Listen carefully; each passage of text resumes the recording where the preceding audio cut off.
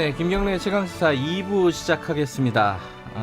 매주 금요일 2부에서는 전국의 가장 뜨거운 현안을 여야 의원 두 분과 이야기 나눠보는 시간을 마련하고 있습니다. 최고의 정치, 오늘도 어김없이 두 분 나와주셨습니다.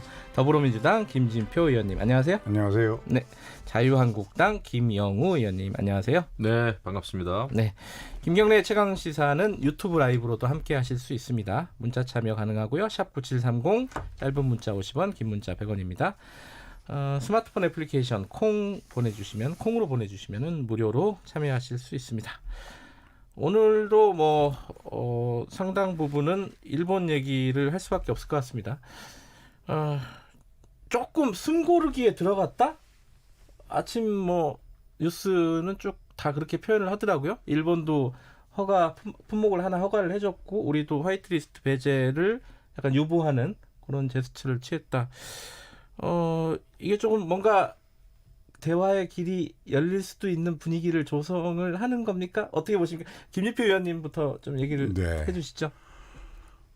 일본 입장에서는 숨고르기를 하는 것이 당연한 것이 네.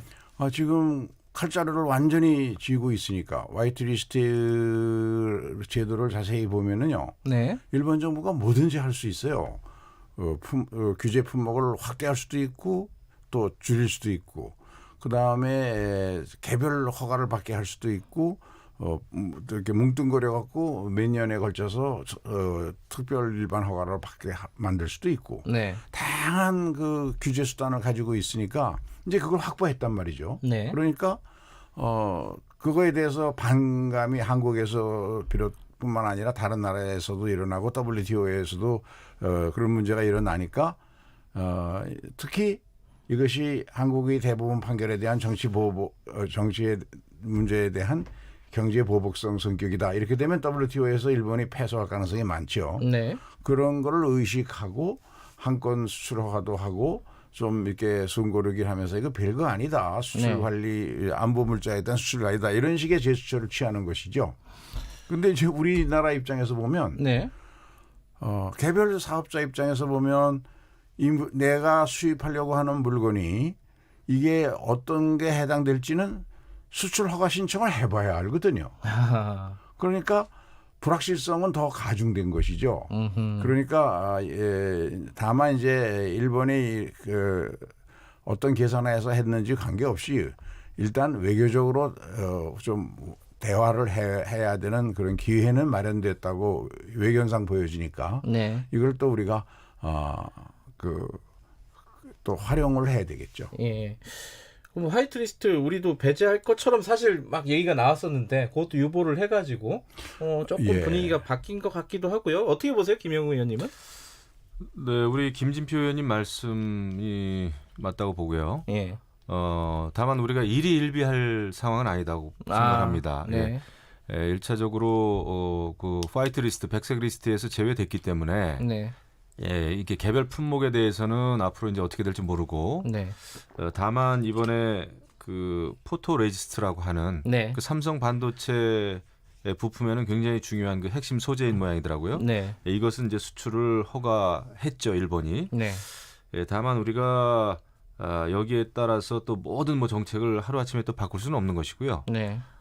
제가 이제 여러 차례 강조는 했습니다만은 이제 우리가 좀 차분하게 대응해야 된다.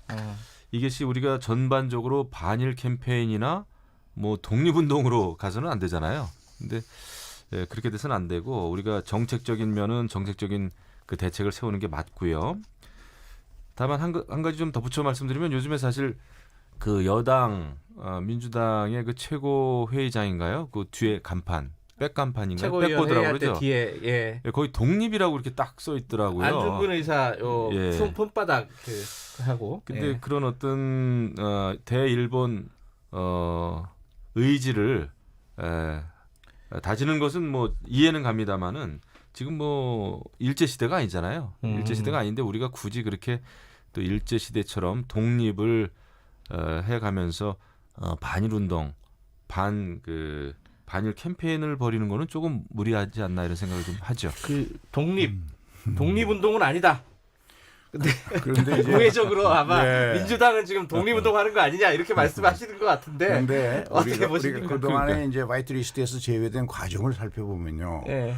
이거 굉장히 우리 한국 정부 입장에서나 또 우리 한국 국민들은 정말 자존심이 무너져 내리는 네. 그런 것이죠. 대통령 말씀처럼 아니 가해자가 정말 적반하장으로 우리에 대해서 보복을 하는 결과가 아닙니까? 네. 그런데 7월 4일 날 수출 품목, 세 품목에 대해서 그 통제를 강화한다고 발표한 이후에 우리 정부가 정말 죽을 힘을 다해서 외교적으로 협상을 통해서 풀자고. 네.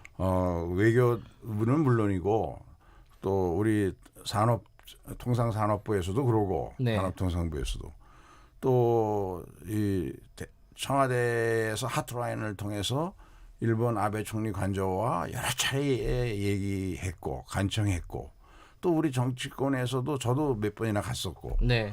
뭐 수많은 노력을 했는데도 이 사람들이 외교적 관리하고 뭐고 다 무시하고 아무 얘기도 안 듣고 미국이 마지막에 나서서 강하게 중재를 하려고 했는데 그 말까지 안 듣고 화이트리스트를 제외시키는 것은 칼자루를 무슨지 움켜쥐고 이번 기회에 한국을 길들이게 하겠다. 자기들 마음대로 하겠다.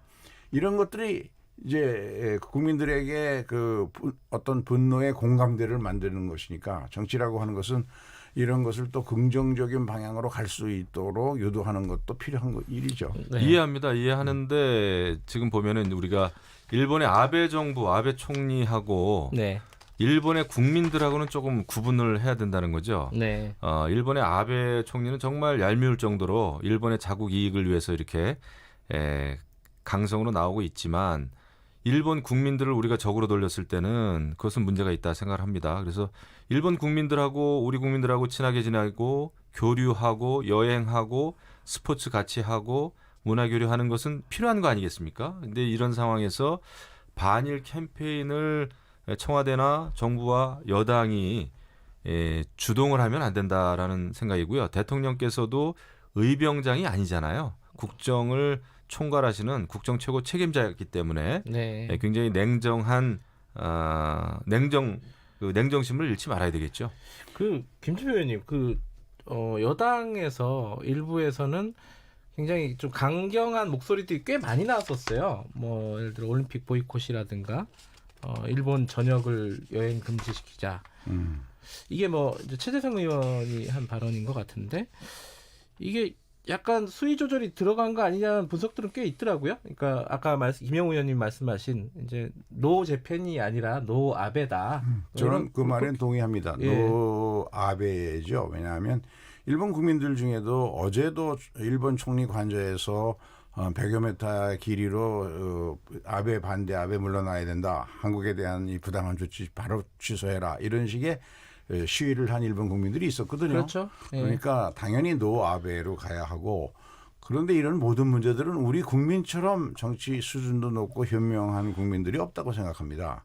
그동안 노 재팬을 주도했고 또 일본 여행 가는 그 무슨 사이트도 자진해서 폐쇄하고 네. 싸움은 우리가 할 테니까 정부는 정정당당하게 맞서달라 이렇게 얘기했는데 제가 깜짝 놀란 것은 중구청에서 아마 잘못 생각하고 중구청이 주도하는 어떤 반일본 캠페인 네.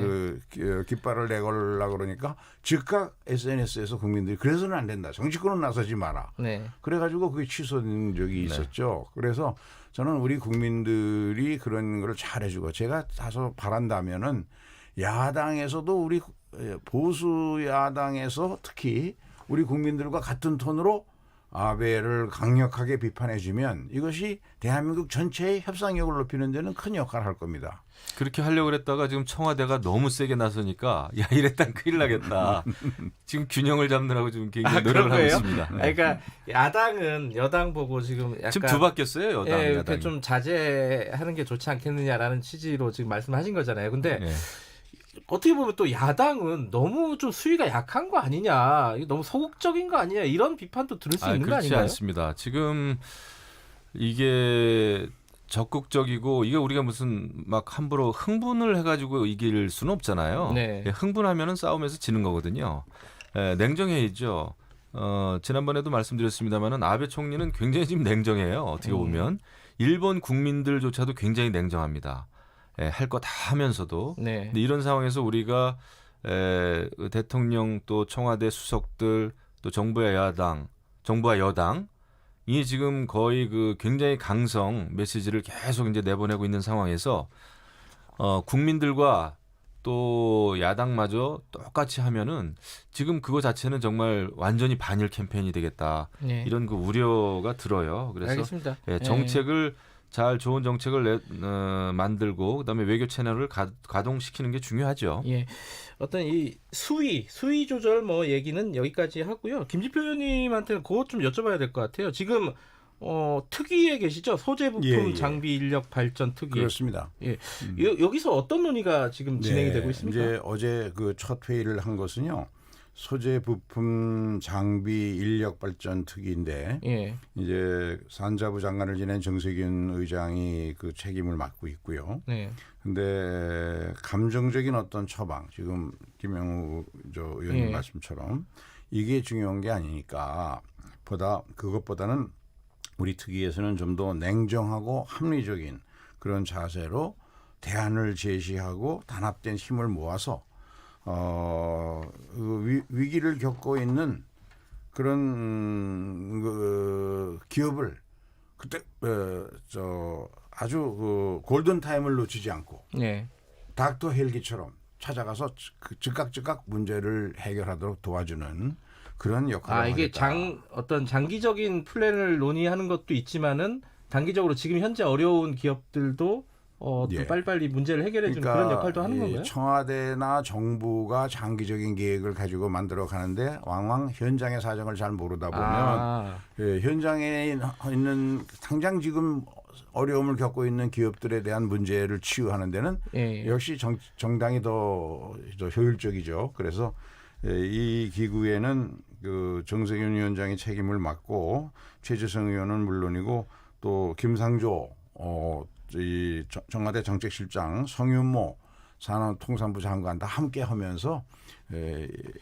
장기적인 계획과 함께 구체적으로 현재 일어나고 있는 어려움을 겪는 업체들을 어떻게 수입선을 다변화하고 당장 필요한 부품과 소재 문제를 해결해 줄까 하는 그런 역할을 닥터 헬기처럼 해주는 특위를 운영하겠다는 것이고요. 대통령께서도 일본이 잘못한 것이니까 빨리 이것을 외교적으로 대화를 통해서 풀어야 한다는 이야기를 늘 하시면서 잘못된 것을 지적을 해오셨죠. 이 얘기만 김영우 의원님한테 듣고 이 얘기는 좀 넘어갈게요. 그러니까 내년에 또 정부가 예산을 여기 부품 소재 산업 육성에 한 1조 원 넘게 드리겠다 뭐 이런 발표를 하지 않았습니까? 뭐 지금 부품 소재 산업 관련된 정책 방향이나 이런 부분에 대해서 야당은 어떻게 생각하시는지 좀 듣고 싶네요. 필요한 일이죠. 필요한 일이고 김진표 의원 말씀대로 현장의 목소리를 많이 들어야 된다고 봅니다. 기업인들 얘기를 많이 들어야죠. 이번에 사실 이해찬 민주당 대표가 관광공사 갔다가 따가운 그 비판의 목소리도 많이 들었단 말이에요. 이 관광공사 갔다가 무슨 여행 금지라든지 여행 자제 이런 문제가 나왔을 때 여행업계에서는 정말 굉장히 심각하게 받아들이는 거거든요. 그래서 그런 현장의 목소리를 들어야 되고 이런 때 대통령께서도 무슨 남북 경협이나 평화 경제를 통해서 일본 경제를 뭐 따라잡겠다라는 것은 너무나 몽상가적이에요. 그래서 우리는 일단 그 현장에 있는 분들 이야기를 많이 듣는 게 필요하다. 대책을 그분들 이야기를 듣고 해야지. 이게 지금 우리가 이념 싸움이나 반일 캠페인으로 가서는 안 된다라는 말씀을 다시 한번 강조드립니다. 알겠습니다. 요 얘기는 넘어가고요. 국회 얘기로 잠깐 갈게요. 국회에 어제 뭐 이 뉴스가 좀 많이 나왔습니다. 그 자유한국당 얘기인데요. 김재원 예결위원장이 의원들에게 관심 예산을 좀 보내달라 이렇게 공문을 보내가지고 자기 당만 이렇게 챙긴 거 아니냐, 그리고 뭐 추경 반대한다고 겉으로 얘기하면서 자기 지역구 예산들은 또 꼼꼼하게 챙긴 거 아니냐 이런 비판을 받고 있습니다.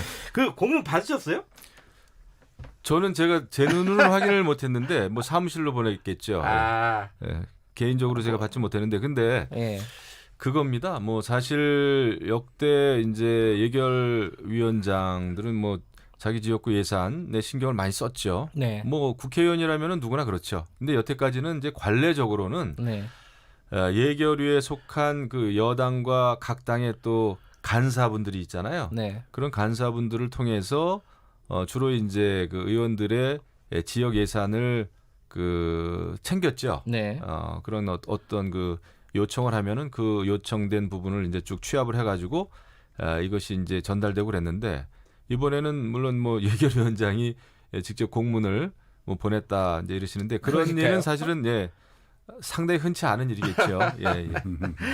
김진표 의원님은 어떻게 보셨어요? 이 뉴스 보시고. 글쎄요. 우리 국민들이 가장 분노하는 것이 뭐냐 하면 권력을 이용해서 불공정한 방법으로 사익을 취하는 거. 이걸 제일 싫어하는 거 아니에요? 네. 과거에 그 최순실 사건이 왜 일어났냐? 바로 정유라에 대한 어이없는 특혜, 대학 입시 특혜 이런 것이 불공정하니까 이제 그런 것이죠. 근데 그런 점에서 보면 김재원 예결위원장 이번 사건은 아니 국민의 세금을 그것도 추경 끝나고 나서 이제 내년도 본 예산에 행정부에다가 압박을 해가지고 유리하게 해줄 테니까 자신들에게 유리하게 이용하려는 행위가 이게 나타난 거란 말이죠. 네. 그러니까 이거는 국민들이 분노할 수밖에 없는 것이죠. 이게 한국당이 좀 국민의 신뢰를 받으려면 전에 김성태 의원 그 자녀 취업 문제에서도 그렇고 또 예결위원장을 김재원 의원을 선임할 때도 당내에서 불공정하다는 얘기가 나왔었거든요. 네. 그러다가 또 음주 심사 문제도 불거졌고 이번에는 자유한국당 스스로 어떤 조치를 취하지 않으면 아니 국민들이 그렇게 쉽게 이거 넘어갈 문제가 아닌 것 김재원 같아요. 예결위원장 보고 사퇴하라는 요구하는 쪽이 있습니다. 그 김진표 의원님은 어떻게 보세요? 그래서 좀 책임을 져야 할 문제인 것 같아요. 왜냐하면 우리 헌법상 예산 편성권은 정부가 가지고 있는 것이거든요. 뭐 위원이라고 얘기하는 쪽도 있는 것 같고요. 그 김영우 의원님은 어떻게 보십니까? 근데 이제 김재원 예결위원장만 탓할 건 아니고 네. 여태까지 사실 여야 간사들도 그렇고 네. 예결위에 속한 간사를 통해서 또 지역별 간사를 통해서 그 예결위에 속한 분들 특히 그 지역 예산을 쭉 챙겨왔어요. 네. 그 음성적으로 해온 거죠 사실은. 네. 근데 이번에는 이제 공식적으로 이렇게 예결위원장 입장에서 하게 된 건데 이 시스템 자체를 좀 바꿔야 되겠죠. 시스템을 바꿔야 된다. 그렇지 않으면은 이런 비슷한 일이 언제고 좀 나타날 수 있는데. 어쨌든 이번 사건에 대해서는 뭐 책임을 져야 시스템을 된다. 만들어야 된다 생각합니다. 저는 좀 분명한 책임을 져야 된다. 시스템을 바꿔야 된다. 시스템을 바꿔야 된다. 예. 어렵네요. 제가 어느 쪽 얘기를 하긴 좀 어렵네요. 어쨌든 이 논의는 좀 상당 시간 좀 진행이 될 것 같고요. 이것도 간단하게 그냥 넘어가죠. 여기서 개강 오늘 발표할 것 같습니다. 개각. 예, 개강이 아니라 개강. 아유, 제가 대학 졸업한 지가 얼마 안 돼가지고 개각 총평을 좀 듣고 싶어요. 원래는 이제 뭐 문정인 주미대사 얘기가 있었는데 그거는 이제 끝난 얘기가 됐고요. 뭐 여러 가지 뭐 짚을 지점이 있을 것 같습니다. 뭐 대중적으로 보면은 조국 법무부 장관 기용 요 부분이 많이 관심이 있는 것 같기도 하고 요거는 뭐 야당 얘기부터 먼저 드려야 될 것 같아요. 한마디로 실망스럽다. 실망을 넘어 사실 분노합니다. 왜냐하면 어떤 부분이요?